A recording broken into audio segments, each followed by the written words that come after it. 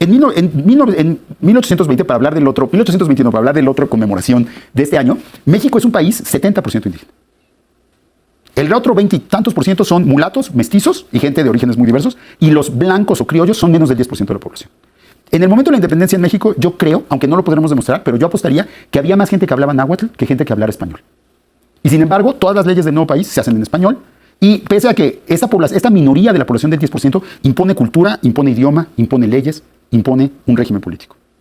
Y entonces, mucho de lo que le atribuimos a la conquista, el despojo de tierras indígenas, la persecución de las lenguas indígenas, la destrucción de las culturas indígenas, es en realidad cosas que hicieron los gobiernos independientes de México a partir de 1821. O sea, los peores despojos territoriales fueron los de los liberales, pero por mucho. Por eso las grandes rebeliones indígenas, el gran ciclo de rebeliones indígenas de este país es en el siglo XIX. La rebelión de Yucatán, la de los yaquis, son contra los gobiernos mexicanos, no contra el gobierno español. Porque las rebeliones que se hicieron contra los gobiernos españoles y las oficinas de rentas, esas sí derivaron en exterminios de poblaciones específicas. En algunos casos sí, pero la mayor parte de los casos la corona prefería quitar al funcionario, o sea, porque eran rebeliones contra funcionarios específicos en el periodo colonial, y la corona, como funcionaba como referí, muchas veces lo que hacía es que quitaba al funcionario, pactaba otra vez con los indios y mantenía su dominio. Pero el gobierno mexicano no podía hacer eso, porque ya era el gobierno mexicano contra la población mexicana, ya no era una guerra imperial, ya era una situación nacional.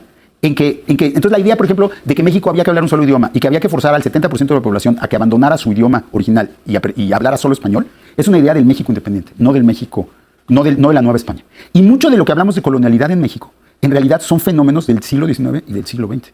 Lo que pasa es que al mismo tiempo la historiografía nacionalista de la época proyecta todo eso hacia el pasado, a la conquista, para lavarse las manos, por así decirlo. Vamos a ir a un corte y seguiremos conversando sobre la conquista de buena fe.